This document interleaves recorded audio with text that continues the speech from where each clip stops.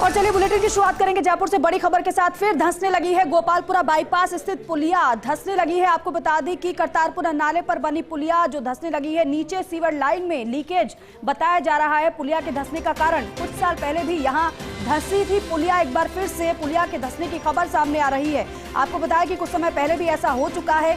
फिर धंसने लगी है गोपालपुरा बाईपास स्थित पुलिया, धंसने लगी है करतारपुरा नाले पर बनी है पुलिया। आपको तस्वीर हम दिखा रहे हैं किस तरीके से पुलिया धंसने एक बार फिर से लगी है। कहीं हादसे का सबब ये ना बन जाए, इससे पहले इसका ध्यान रखना होगा।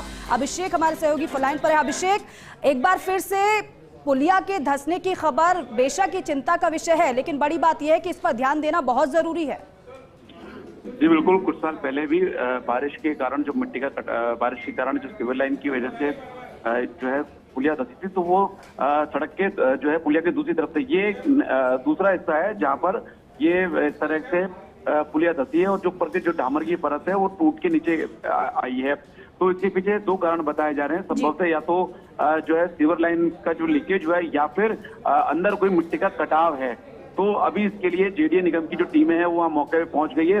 जो दोनों तरफ से ट्रैफिक बंद कर दिया गया है और अब जेसीबी से इसको पूरा खोदा जा रहा है। तो खोदने के बाद देखा जाएगा कि जो वास्तविक कारण क्या है कि क्यों ये पुलिया इस तरह से धंसी और ये जो डामर है वो नीचे बैठ गई है, जो होल हो गया है। तो इस होल के पीछे क्या कारण है, तो दो ही कारण बताए जा रहे हैं। या तो कहीं नीचे मिट्टी का कटाव ज्यादा हुआ है और या फिर सीवर लाइन अगर कोई जारी होगी तो क्योंकि उसके दूसरी तरफ जो सीवर लाइन कुछ साल पहले जो वहां पे भी लीकेज के कारण इस तरह की जो इस तरह पुलिया धंसी थी और यहाँ पर भी या तो सीवर लाइन का कारण बताया जा रहा है या फिर कोई मिट्टी का कटाव है उसकी वजह से ऐसा हुआ है। तो जो वास्तविक कारण है वो भी कुछ देर में सामने आ जाएंगे, क्योंकि जो है इसको जेसीबी से खोदा जा रहा है और उसके बाद एक्चुअली स्थिति पता चलेगी और उसके बाद को रिपेयर का काम किया जाएगा। जी अभिषेक, क्या कुछ साल पहले के जिस घटना का जिक्र आप कर रहे हैं, क्या यहीं पर इसी तरीके से वो घटना हुई थी पुलिया धंसने की?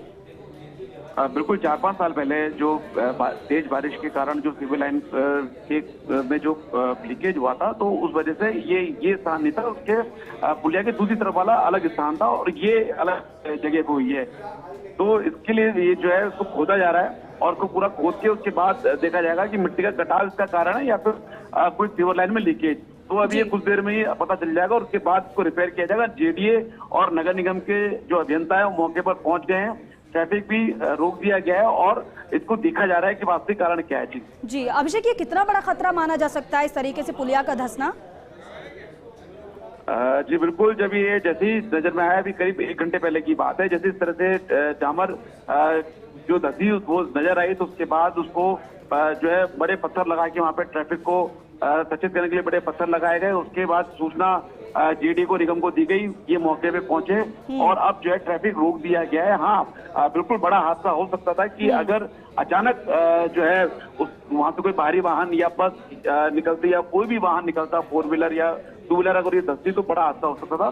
तो हादसा फिलहाल नहीं हुआ है और ये नजर में आते ही इसको रास्ता रोक दिया गया, ट्रैफिक बंद करके अब इसको खोदा जा रहा है और ताकि इसको रिपेयर किया जाए। ठीक है अभिषेक, बहुत शुक्रिया पूरी जानकारी के लिए, इस तस्वीर के लिए और साथ ही साथ अपडेट के लिए। तो देखिए, आप देख रहे हैं किस तरीके से ये गड्ढा हो गया है। हालांकि मेंटेनेंस का कार्य भी अब शुरू हो चुका है, जिससे जल्द से जल्द इसे एक बार फिर से ठीक कर लिया जाए और आवाजाही दुरुस्त हो पाए।